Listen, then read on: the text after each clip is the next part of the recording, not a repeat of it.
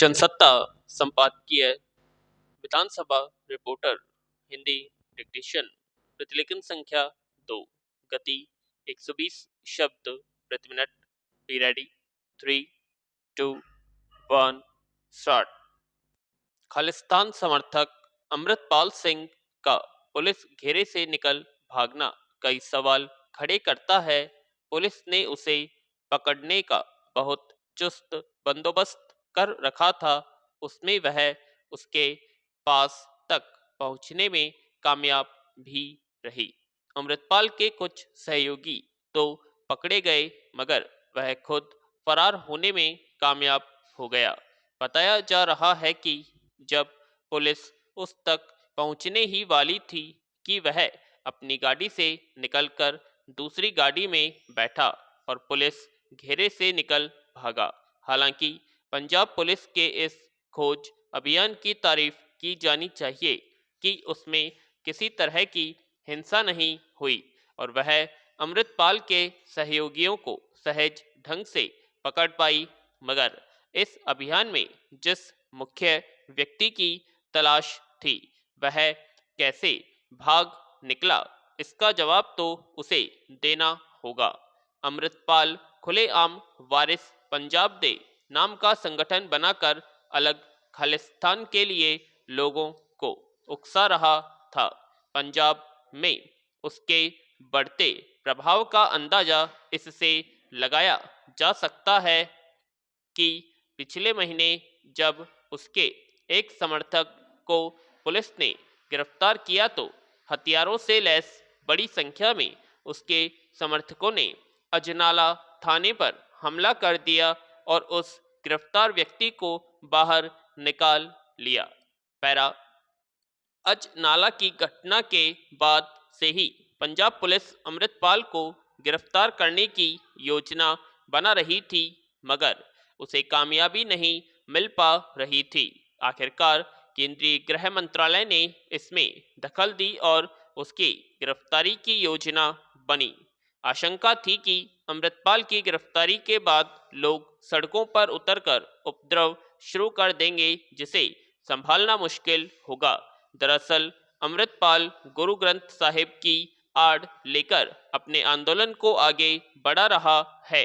इस वजह से सिख समुदाय के लोगों को भावनात्मक रूप से अपने साथ जोड़ने में कामयाब हो पाया है मगर पंजाब की बड़ी आबादी किसी भी रूप में फिर से अलगाववादी गतिविधियों को सिर उठाते नहीं देखना चाहती। अमृतपाल की गतिविधियों को किसी भी रूप में आंदोलन नहीं कहा जा सकता, वह अलगाववाद को उकसा रहा है। पंजाब पहले ही इस आग में बुरी तरह झुलस चुका है मगर अमृतपाल जैसे लोग इसलिए पंजाब में इस चिंगारी को हवा देने में कामयाब होते रहे हैं कि उन पर ठीक से शिकंजा नहीं कसा जा सका। जब से पंजाब में आम आदमी पार्टी की सरकार आई है अलगाववादी ताकतों ने खुलकर अपनी गतिविधियों को तेज कर दिया है। स्वाभाविक ही पंजाब की नई सरकार पर अंगुलियां उठ रही हैं।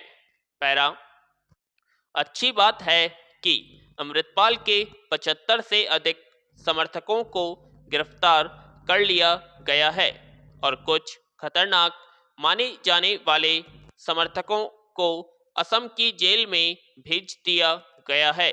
पुलिस अभी और लोगों की तलाश में जुटी है।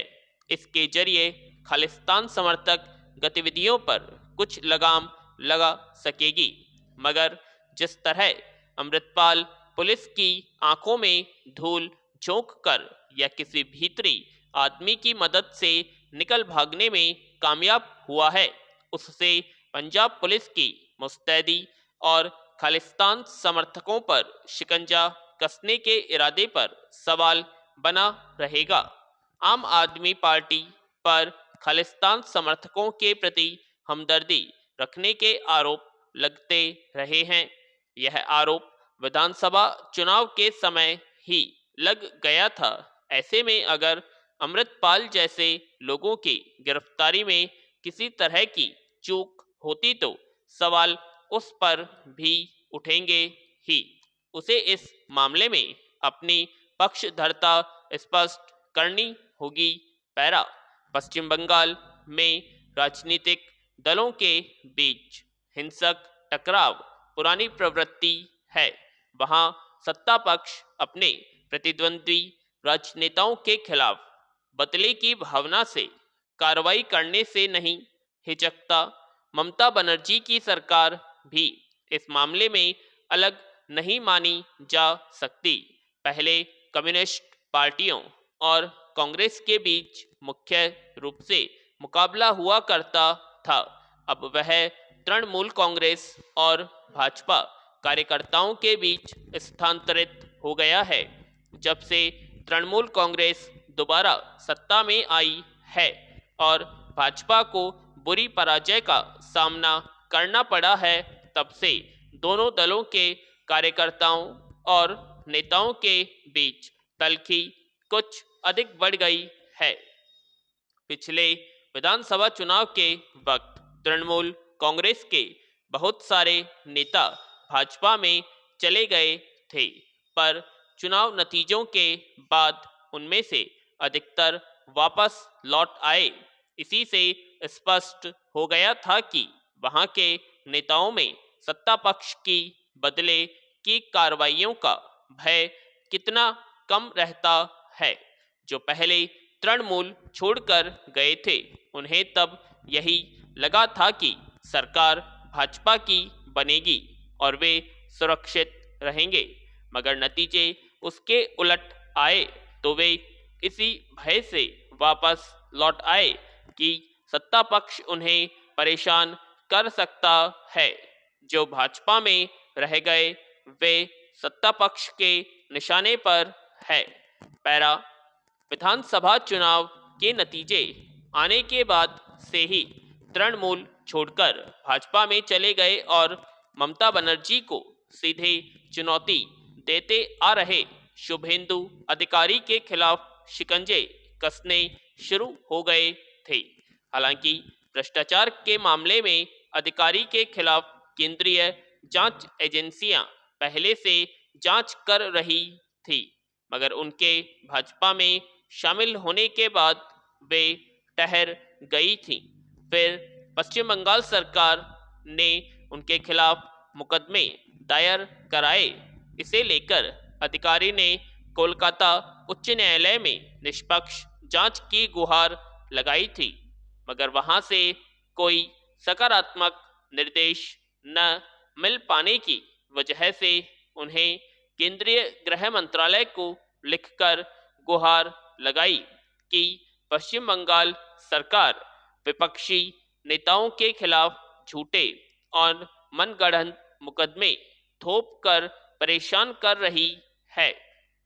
इस पर गृह मंत्रालय ने पश्चिम बंगाल सरकार से रिपोर्ट तलब की है। हालांकि केंद्र और पश्चिम बंगाल सरकार के बीच भी रिश्ते लगातार तनावपूर्ण बने रहते हैं। ममता बनर्जी केंद्र के हर फैसले को चुनौती देती देखी जाती हैं, इसलिए वह गृह मंत्रालय के ताजा निर्देश पर कितना सकारात्मक रुख दिखाएंगी समझा जा सकता है। अगर गृह मंत्रालय इस मामले को तूल देगा तो वे उसे सियासी रंग देने से परहेज नहीं करेगी। पैरा। राजनीतिक दलों के बीच स्वस्थ प्रतिस्पर्धा लोकतंत्र के हित में होती है, मगर अब इसका लोप होता देखा जा रहा है। सत्ता में आते ही राजनीतिक पार्टियां अपने प्रतिद्वंद्वी को प्राय रंजिश और बदले की भावना से सबक सिखाने का प्रयास करती है। ममता बनर्जी इस मामले में कुछ अधिक आक्रामक रुख अपनाती है। वे तो अपने किसी कार्यकर्ता के खिलाफ मुकदमा दर्ज होने पर खुद थाने में पहुंच जाती है। अगर उनके खिलाफ कोई व्यंग्य चित्र बनाता तो उसे गिरफ्तार कर लिया जाता है। भाजपा कार्यकर्ताओं के साथ उनके कार्यकर्ताओं का खूनी संघर्ष अनेक मौकों पर देखा जा चुका है, जबकि एक राज्य की मुखिया होने के नाते उनसे संतुलित व्यवहार की अपेक्षा की जाती है। हालांकि इस मामले में वे अकेली नहीं हैं, दूसरे राज्यों में भी यह प्रवृत्ति मौजूद है। खुद केंद्र सरकार भी ऐसे व्यवहार को लेकर लगातार सवालों के घेरे में बनी रहती है। विराम।